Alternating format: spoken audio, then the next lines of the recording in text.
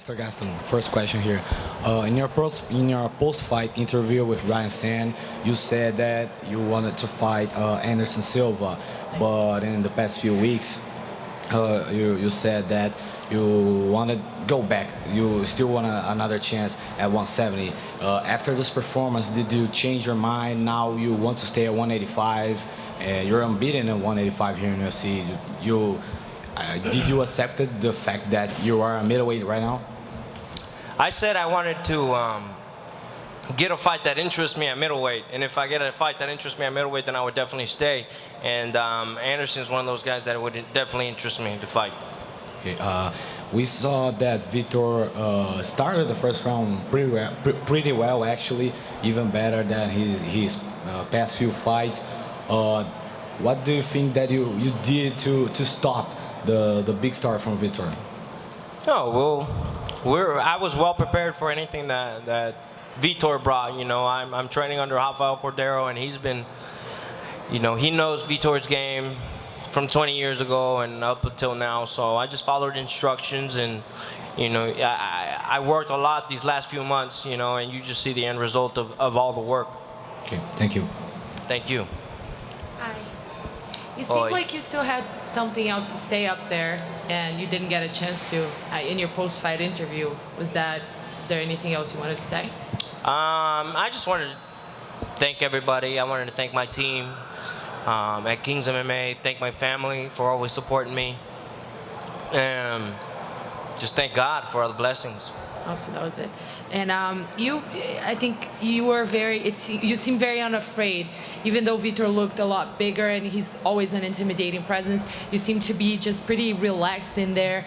How did you feel? And even when he connected, how did you think? What did you think of his power? Yeah, you know, we were expecting him to be fast. We were expecting him to be strong. We were expecting him to be powerful, and I was just well prepared for everything that Vitor was bringing to the table, you know, and you see the end result. Kelvin, calling out Anderson, is this a fight that you want next because of his name, because of the attention that he will bring for you, or is this the matchup, his style, testing yourself against him that attracts you the most? It's a combination of a lot of things. You know, he's a big name, he's another legend, and he's ranked above me. I want to keep moving up the rankings, and I want the fight that eventually lead me to the title shot. Is that a fight that you're coming up with and you're asking for it, or did someone from the UFC already approach you with the possibility of matching up with Anderson in Rio? Yeah, it's something that I talked with my management team. Are you completely fully healed? No injuries from this fight? You believe you're ready for June 3rd? Yeah, 100% free. I got nothing booked. So if we want to go and make it happen in June 3rd in Rio, I would love for it to happen. So you faced in middleweight so far Tim Kennedy, who was away from the sport for like 2 years or something. Vitor, who's 39 years old, and now you're calling out Anderson, who's 40 years old too. Do you believe that maybe you should get like an opponent a little closer to your age, maybe, or in more activity than those guys? Sure. I don't care who I fight. You know, I want the big fights. I want the fights that'll keep me moving up the rankings. So I don't care who I fight. It's just Anderson is a guy that I respect a lot, and he's a big name. He's a legend, and you know, one of the greatest of all time. So you know, those are the kind of fighters that I want to fight. I don't want to keep moving back. I want to keep moving forward.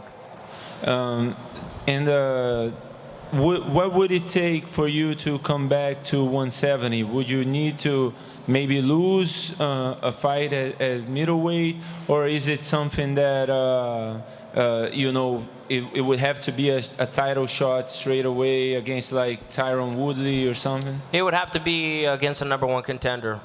I believe, you know, I'm one of the best welterweights, and if I go back down, it would have to be for a #1 contender fight. And if I may, just one more. to come back to 170, you would have to cut weight again, and you've been looking awesome since you moved up. Is that something that you believe fighters should do more often? You know, move up and fight closer to their weight rather than cutting a huge amount of weight to fight looking bigger? Absolutely. I felt great this whole week. I ate the whole week. I ate all the way up to weigh-in. So you know, I was happy the whole week. But I just know my capabilities. I know that my chances at winning gold are really good at welterweight. Me again. Hi. Hey.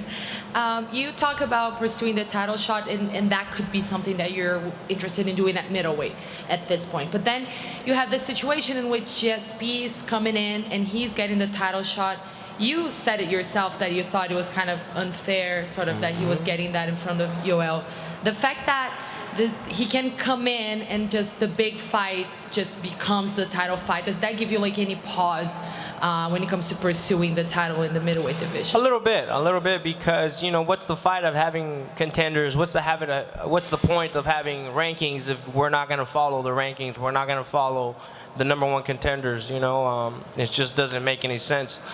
You know, now everybody wants those big money fights. You know, and it just doesn't make any sense to have any rankings if we're going to keep doing that kind of stuff. And how is it for you to just plan for that? Because it makes even a career plan kind of seem... Right. You know, I just got to keep winning fights, keep making noise.